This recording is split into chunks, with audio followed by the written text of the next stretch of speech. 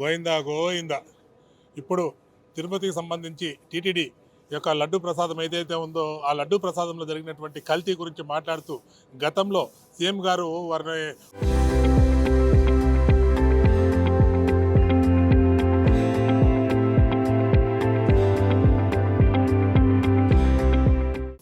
వారే స్వయంగా ఇది జంతు కొవ్వుతో కలిపినటువంటి కల్తీ జరిగిందని చెప్పారు. అది ఎంతో సీరియస్ అయింది. అంత సీరియస్ అవ్వడమే అది ఒక దైవ వాక్యం అనుకోవాలి. సాక్షాత్ వెంకటేశ్వర స్వామి ఆయన నోట్లోంచి ఆ విధంగా చెప్పించాడు అనుకోవాలి. ఎందుకురా అంటే దానిపైన ఎంక్వైరీ అంత సీరియస్గా చేయడంతో ఇప్పుడు లోపల ఉన్నటువంటి కలుగులో దాగున్నటువంటి అధికారులు సైతం బయటకు వచ్చారు.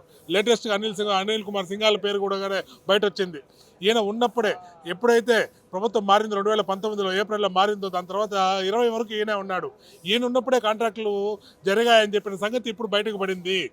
ఇది సుప్రీంకోర్టు వేసినటువంటి సిట్లో ఇచ్చినటువంటి నివేదికలు ఆయన పేరు రావడం చాలా బాధాకరంగా ఉంది. ఇలాంటి పేర్లు ఇంకా ఎంతమంది దాగున్నారు? గతంలో 2022 నుంచి 24 వరకు టీటీడీకి హెల్త్ ఆఫీసర్గా పనిచేసినటువంటి 22 నుంచి 24 వరకు రెడ్డి శ్రీదేవి అనే ఆమె కూడా హెల్త్ ఆఫీసర్గా పనిచేసింది. ఆమె పేరు ఇందులో లేదు. దాని తర్వాత శానిటరీ ఇన్స్పెక్టర్లు సిద్ధయ్య, వెంకటరమణ వీళ్ళ పేర్లు కూడా లేవు. ఇలా ఎంతోమంది తప్పించుకున్నారు. వీళ్ళందరూ కూడా పేర్లు బయటికి రావాలి, ఖచ్చితంగా జరగాలి. టీటీడీ లడ్డు ప్రసాదంలో కల్తీ జరిగిన మాట 100% వాస్తవం.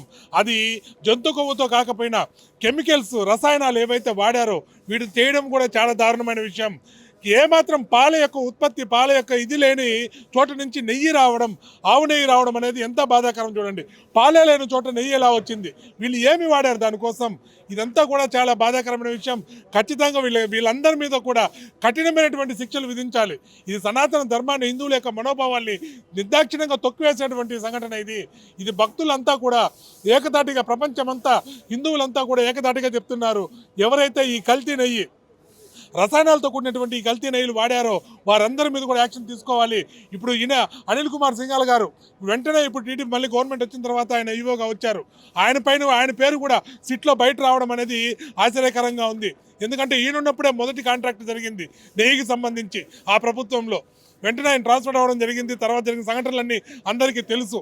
దయచేసి ప్రతి ఆఫీసర్ని వేడుకుంటున్నా, అలాగే గౌరవనీయ చంద్రబాబు నాయుడు గారిని, అలాగే పవన్ కళ్యాణ్ గారిని వేడుకుంటున్నా, ఈ జరిగినటువంటి సిట్టు ఎంక్వైరీ ఏదైతే ఉందో దీంట్లో బయటపడినటువంటి వారందరినీ కూడా కఠినంగా శిక్షించాలని ఆ వెంకటేశ్వర భక్తుడిగా వేడుకుంటున్నాం.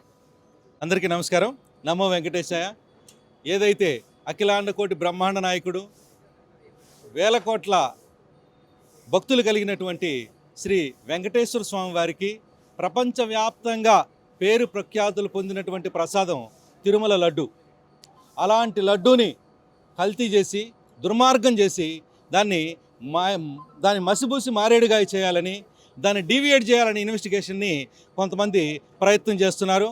ఈ ప్రయత్నంలో వాళ్ళు ఎలాంటి అంటే ఇద్దరు వ్యక్తుల మధ్య జరిగినటువంటి ఒక సంబంధాన్ని తీసుకొని దాన్ని ఈ కల్తీనే ఈ ఇన్వెస్టిగేషన్ని పక్కదోవ పట్టించాలని అంత దుర్మార్గంగా ఆలోచిస్తున్నారు. అందుకనే నేను గవర్నమెంట్ని ఒకటి అడుగుతున్నాను. అసలు ఈ ఇన్వెస్టిగేషన్లు ఇవన్నీ కాదు. ఆ రోజు ఏ బోర్డు అయితే రిజల్యూషన్ తీసుకుందో ఆ బోర్డులో ఉన్న వాళ్ళందరినీ అక్యూజ్డ్గా చేర్చాలి. ఎందుకు అక్యూజ్డ్గా చేర్చాలంటే వాళ్ళందరూ సమిష్టి నిర్ణయమే కదా ఈ కల్తీని తీసుకోవడం. మళ్ళీ నేను ఒక ఆయన చెప్తున్నారు, అయ్యా ఇన్వెస్టిగేషన్లో జంతు కొవ్వులు లేవన్నారు. జంతు కొవ్వులు లేకపోతే అదేమి కల్తీ జరిగినట్టు కాదా?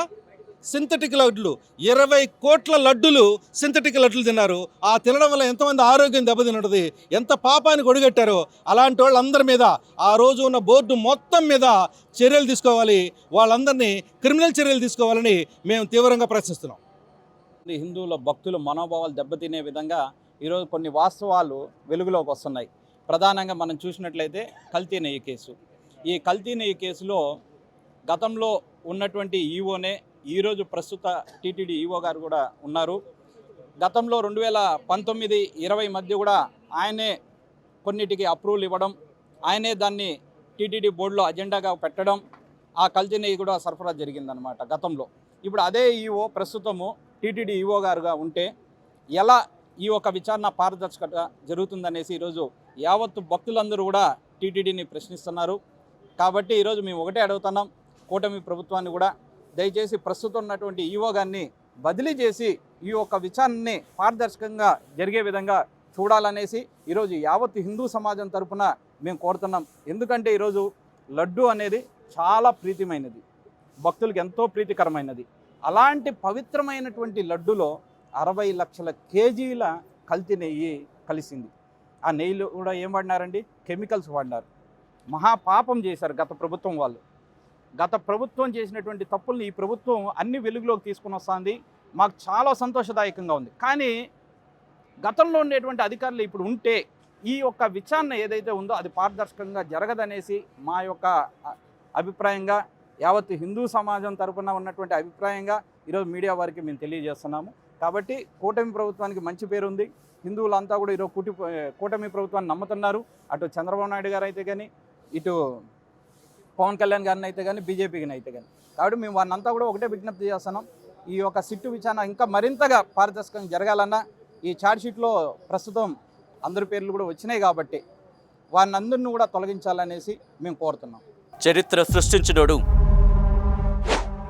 ఇప్పుడు ఆ చరిత్రని తిరగరాయబోతున్నాడు.